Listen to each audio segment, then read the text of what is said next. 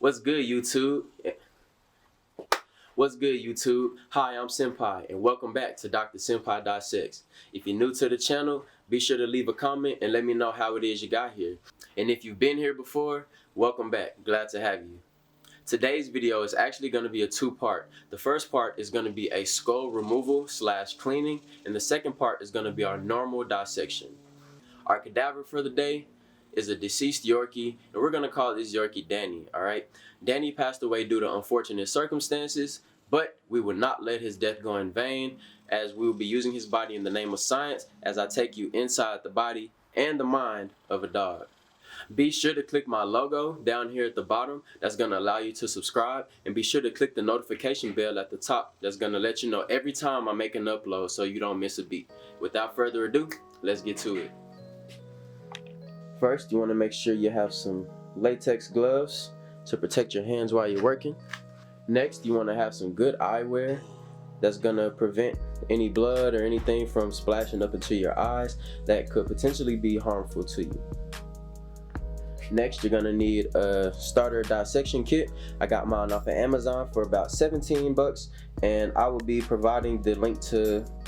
Next, it's always good to have a bottle of alcohol just in case you need to clean up as you go. This is 50%, of course. Lastly, some paper towels so you can continue to clean.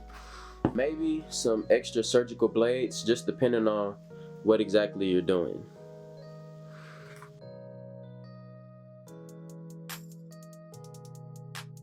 So the first set of tools we're going to be using is our scalpel, our bone scissors, our regular scissors used for cutting through the skin. We're going to be using our scraper tool, and we've got some forceps. Right. So what I'm going to do first is I'm going to go ahead and get the skull taken care of first. So I'm going to go ahead and remove this skull. Now this animal is very hairy, so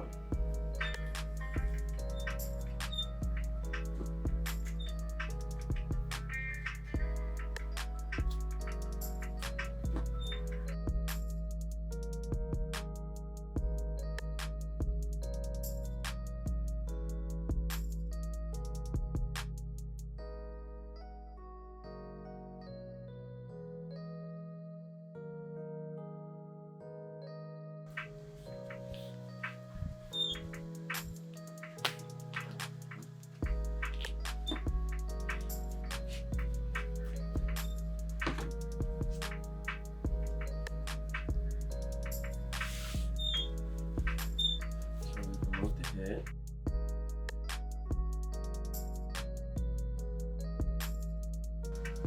Now that we've got the head removed, we're going to begin the process of we're going to remove all the fur and the coat, and we just need the skull. So just like in our last video, we're going to make an incision from the top around the neck area all the way down to the anus.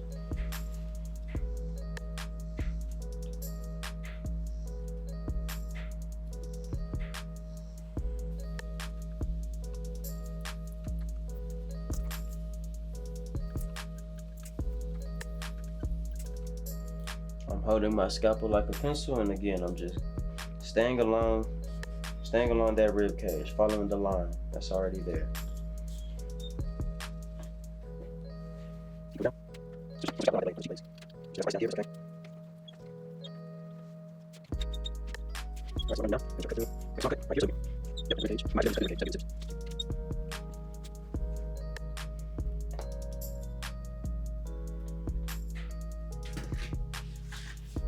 Over. Let's get this bad boy cut open. Just gonna cut all the way down to get this rib cavity opened up. Oh man, we got some massive organs in here. This is nice. Alright, I really need to get this skin away so that I can actually see what I'm getting into. So off rip, contrary to our cat, we see a lot of fat in here, just like you would see in a human, you know, a lot of fat along the rib cage. but not too much, because dogs are pretty much leaner than humans. They don't have the option of just eating fatty foods like we do. Look at that. We're in there. So now I'm gonna start removing these organs and separating them from all these connective tissues and tendons and things like that.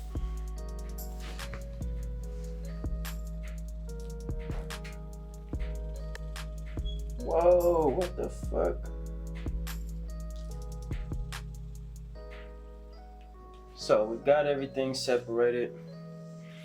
Got all of his organs here. The first thing you notice immediately is look at this fucking bladder, bro. And look at these intestines. This guy died without even taking a proper shit, and that's a lot of piss, dude.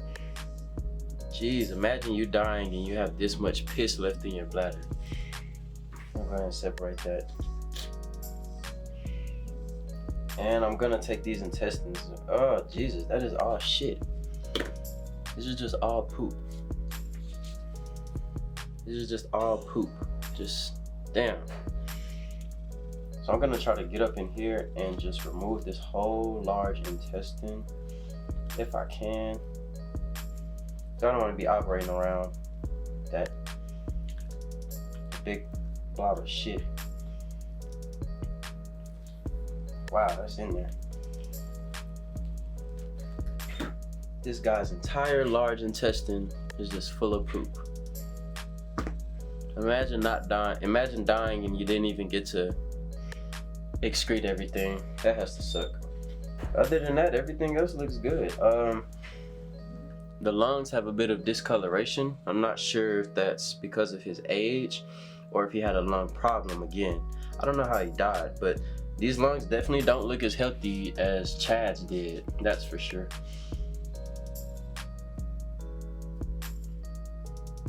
And they feel a little soft as well. That could be due to old age. But let's take a look at this heart. So we're gonna separate this lung from the heart here. And wow, this is just absolutely beautiful. So we can see that just like a human heart, I can see 4 valves in this guy's intestines. So there's one, there's the largest one at the top, and then these 2 small ones over here on the side. It's pretty cool. That's where the heart would sit right in the middle there. Yeah, I think this guy died of a lung problem. These lungs don't look too good. But let me know in the comments what you guys think. His liver is healthy, his intestines were healthy, minus the fucking large poop. Yeah, I want to say this guy died of lung problems, or maybe it was just old age, who knows. And then here we see the stomach. We know that's the stomach because when we press it, it's like a balloon, it inflates. I think it's really crazy that once you start cutting the tendons, everything is just like its own thing. It's literally all connected by just these tissues and tendons, and it's very thin layer, like looks like spider webs, but it's so strong to hold all of these organs together. It's actually crazy. And this was a male, so we've actually got some little testes here. Little doggy testicles.